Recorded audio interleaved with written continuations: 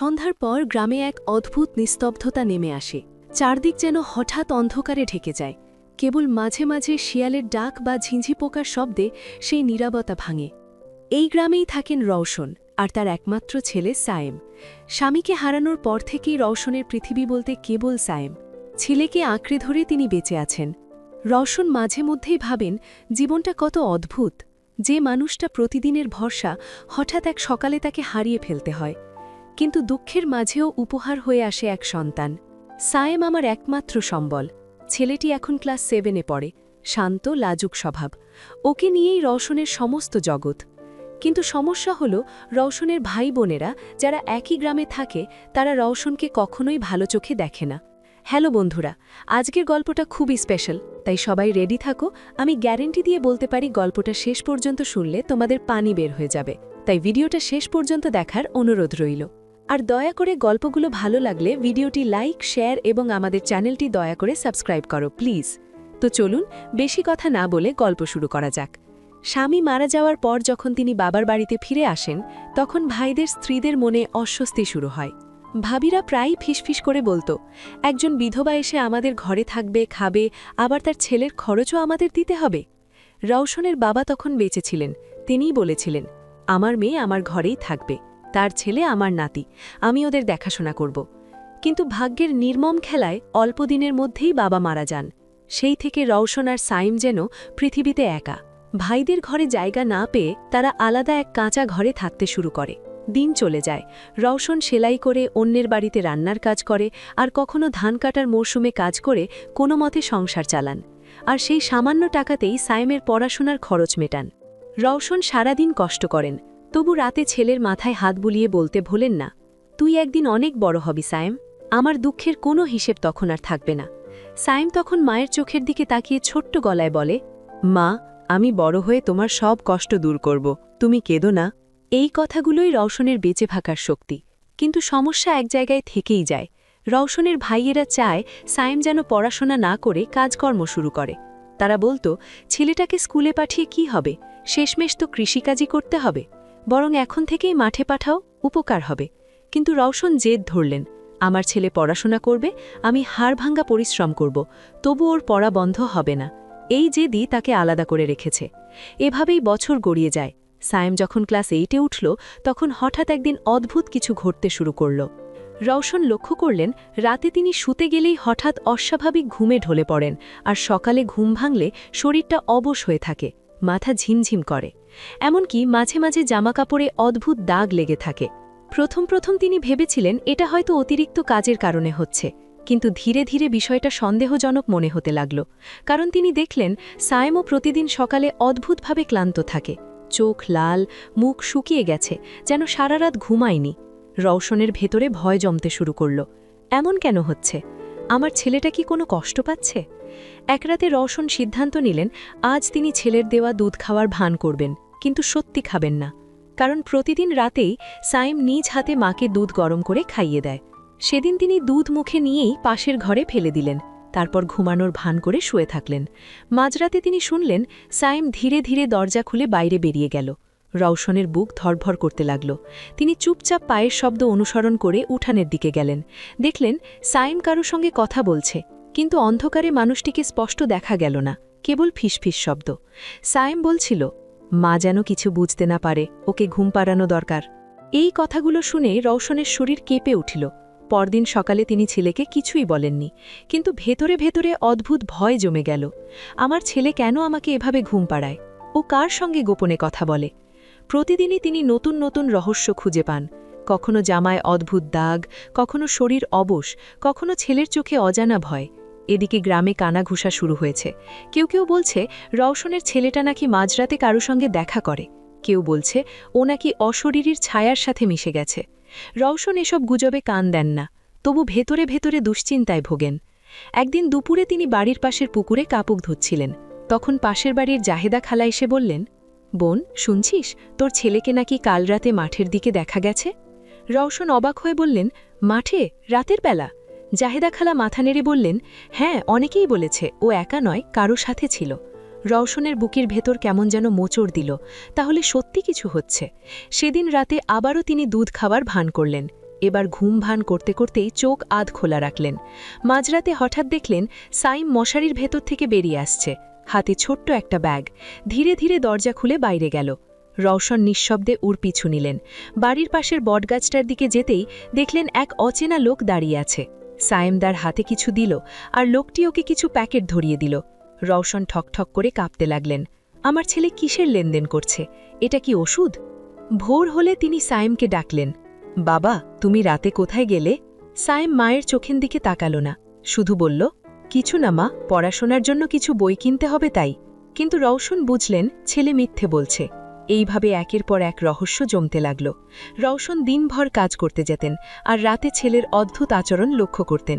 তিনি একদিন সিদ্ধান্ত নিলেন, এবার আমি পুরো সত্যি জানব। ছেলের ওপর আস্থা আছে, তবু এই গোপন রহস্য আমাকে কুড়ে কুড়ে খাচ্ছে। এভাবেই গল্প ধীরে ধীরে জটিল হতে থাকে। সাইমের চোখের নিচে কালো দাগ, মুখ শুকনো, ক্লাসে ঠিকমতো মনোযোগ নেই। শিক্ষক পর্যন্ত এসে রওশনকে বললেন, আপনার ছেলে আগের মতো নেই, পড়াশোনায় মন দিচ্ছে না। রওশনের মাথা ঝিমঝিম করতে লাগল। আমার ছেলে কেন এমন হয়ে যাচ্ছে? কে ওকে এভাবে পরিবর্তন করছে? কিন্তু তিনি তখনও জানেন না এই রহস্যের ভেতরে লুকিয়ে আছে এমন এক সত্যি যা তার জীবনের মোড় ঘুরিয়ে দেবে। কারণ সাইমের প্রতিটি পদক্ষেপ আসলে কোনো কাকতালীয় ঘটনা নয়, এর পেছনে আছে এমন এক পরিকল্পনা যা রওশনের চোখে জল এনে দেবে। রওশন সেদিন রাতের দৃশ্য দেখার পর থেকেই ভেতরে ভেতরে ভয় পেতে লাগলেন। ছেলে যেভাবে গোপনে কোনো অচেনা লোকের সঙ্গে লেনদেন করছে তা একেবারেই স্বাভাবিক নয়। পরদিন সকালে তিনি ইচ্ছা করে ছেলের ব্যাগটা ঘাঁটলেন। ভেতরে কিছু খাতাপত্র ছিল ঠিকই, কিন্তু সাথে ছোট ছোট প্যাকেটও ছিল। সেগুলোতে কি আছে তিনি বুঝতে পারলেন না। হঠাৎ পিছন থেকে সায়েম এসে দাঁড়াল। মা, তুমি আমার ব্যাগে হাত দিচ্ছ কেন? রওশন অপ্রস্তুত হয়ে গেলেন। না, আমি শুধু কাপড় ভাঁজ করছিলাম। সায়েম কিছু না বলে ব্যাগটা টেনে নিয়ে গেল। তার চোখে এমন এক কৌতূহলী দৃষ্টি যা রওশনের বুক কাঁপিয়ে দিল। সন্ধ্যায় রওশন পাশের বাড়ির জাহেদা খালাকে ডেকে ফিসফিস করে বললেন, খালা, আমি খুব চিন্তায় আছি, আমার ছেলে রাতে কোথায় যায় জানি না। জাহেদা খালা দীর্ঘশ্বাস ফেলে বললেন, বোন, আমিও তো ওকে কয়েকবার দেখেছি, কিন্তু ভেবেছি হয়তো কারো সঙ্গে খেলা করে। তবে তোর ছেলেটার চেহারায় এখন অন্যরকম ভাব আছে, সাবধান থাকিস। রওশন তখন ঠিক করলেন সত্যি উদ্ঘাটন করতেই হবে। একদিন রাতে তিনি লুকিয়ে সাইমের পিছু নিলেন। আগের মতোই ছেলেটি বাড়ি থেকে বেরিয়ে বটগাছের কাছে গেল। সেখানে আগের সেই অচেনা লোক দাঁড়িয়েছিল। রওশন এবার একটু কাছে গিয়ে স্পষ্ট শুনলেন কথোপকথন। লোকটি বলছে, তুই ঠিকমতো কাজ করছিস তো? ওকে ঘুম পাড়ানো খুব জরুরি। সাইম মাথা নেড়ে উত্তর দিল, হ্যাঁ, মা কিছু টের পাইনি এখনো, কিন্তু আমি আর পারছি না। লোকটি হেসে বলল, মনে রাখিস, তোর মাকে যদি কিছু বলে ফেলিস তবে বিপদে পড়বি।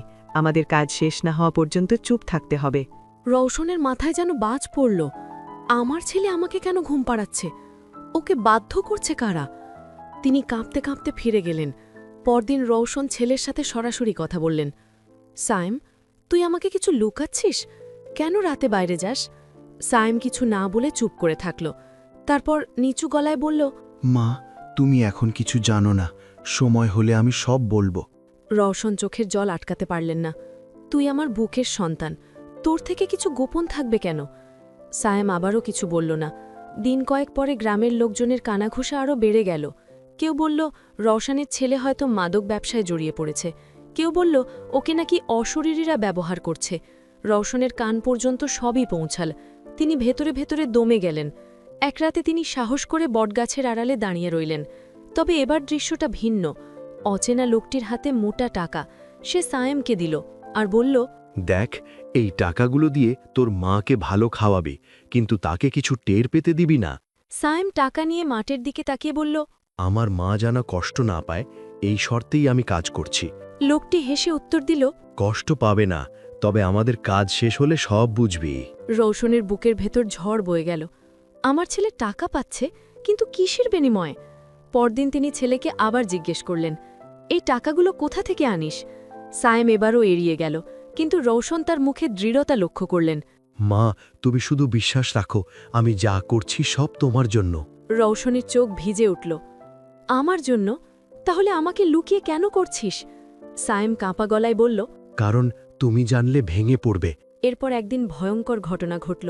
রাত ৩টের দিকে রওশন হঠাৎ শব্দ শুনে জেগে উঠলেন। দরজার বাইরে তাকিয়ে দেখলেন কিছু লোক সায়েমকে জোর করে টেনে নিয়ে যাচ্ছে। তিনি চিৎকার করে বললেন, আমার ছেলেকে ছেড়ে দাও, কিন্তু লোকগুলো অন্ধকারে মিলিয়ে গেল। রওশন প্রাণপণে ছুটলেন, কিন্তু কোথাও সাইমকে খুঁজে পেলেন না। ভোর হয়ে গেল, গ্রামে হুলস্থুল পড়ে গেল। সবাই বলতে লাগল রওশনের ছেলেকে অপহরণ করেছে। রওশন বুক চাপড়ে কাঁদতে লাগলেন, হায় আল্লাহ, আমার ছেলেকে ফিরিয়ে দাও। দুদিন পর হঠাৎ সাইম ফিরে এলো। শরীর ভেঙে পড়েছে, চোখ লাল, মুখ শুকিয়ে গেছে। রওশন তাকে বুকে জড়িয়ে ধরলেন। বাবা, কোথায় ছিলি তুই? সাইম ফিসফিস করে বলল, মা, আমি তোমার কাছে সব খুলে বলবো। সেদিন রাতে সাইম মাকে সব বলল। মা, কিছু লোক আমাকে ব্ল্যাকমেল করেছে।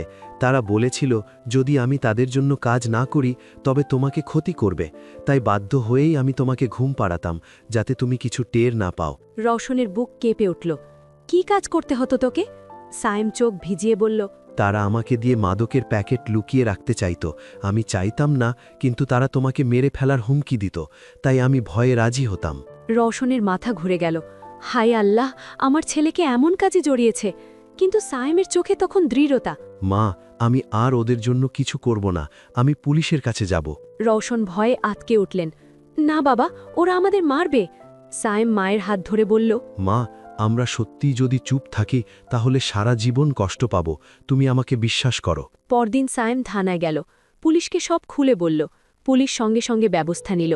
কিছুদিনের মধ্যেই সেই চক্র ধরা পড়ল। গ্রামে হইচই পড়ে গেল। সবাই অবাক হয়ে গেল, যে ছেলেকে আমরা সন্দেহ করতাম সেই আসলে আমাদের বাঁচালো। রওশনের চোখ ভিজে গেল। তিনি ছেলেকে বুকে জড়িয়ে বললেন, তুই আমার সত্যিকারের গর্ব। তুই মিথ্যে পথে হাঁটিসনি, বরং আমাদের জন্য দাঁড়িয়েছিস। সাইম মায়ের কাঁধে মাথা রেখে বলল, মা, আমি তোমার জন্য সব করেছি। তুমি কষ্ট পাবে ভেবে কিছু লুকিয়েছিলাম, কিন্তু আজ থেকে আর কোনো গোপন থাকবে না। রওশনের বুক ভরে গেল শান্তিতে। আমার ছেলে আলোর পথে হাঁটছে, এটাই আমার জীবনের সবচেয়ে বড় সুখ।